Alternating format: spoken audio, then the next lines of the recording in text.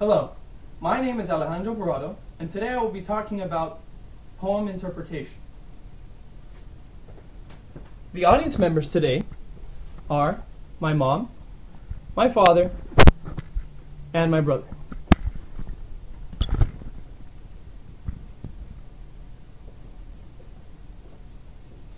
Today we'll be discussing a specific theme that is evident in these romantic and metaphysical poems. The theme is in regards to relationships. We will interpret each individual poem to discover its properties, thus defining the theme. First, we will start with The Road Not Taken, a romantic poem by Robert Frost. In this romantic poem, we see one of the most analyzed, quoted, and anthological poems in American poetry. A widespread interpretation claims that the speaker in the poem is promoting individualism and nonconformity. This poem is divided into 4 sections. First, he describes the situations that he's in, the encounter of the 2 roads. Then, he decides to take the less traveled road. Following this is the continued description of both roads. And finally, he makes his choice to take the road less traveled by.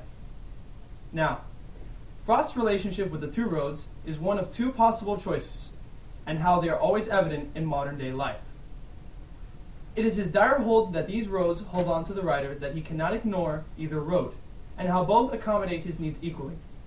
Whether it's the easy street or the hard road, both have different outcomes, but it is through the road less traveled by that has made all the difference. The difference being that it comes out with the greatest consequence, good or bad. Next we have Death Be Not Proud, a metaphysical poem by John Donne. Otherwise known as Divine Sonnet X, this is one of John Donne's best-known religious poems. It famously begins with Death Be Not Proud, and advances through a barrage of arguments to prove that man's greatest fear has no power over him. Rather than developing a single line of logic, Donne throws several arguments at death to try to humble it. In Death Be Not Proud, John views himself as equal grounds as death, as he defies the inevitable and proclaims that death will perish, not him. In the darkest moment of his life, he makes the choice to deny the inevitable because of his knowledge over death. Finally, we have Sonnet 18, a romantic and metaphysical poem by William Shakespeare. Sonnet 18 is one of many sonnets from 154 of Shakespearean sonnets. It is also one of the most straightforward in language and intent.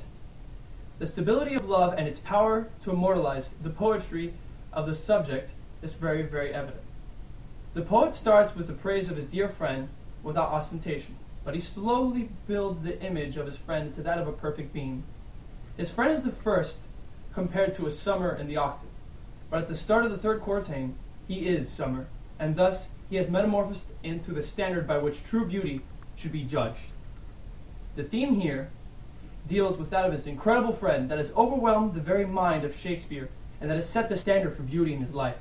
He could not ignore the radiance that it is his friend, and how all aspects of beauty in the world are made incarnate in him.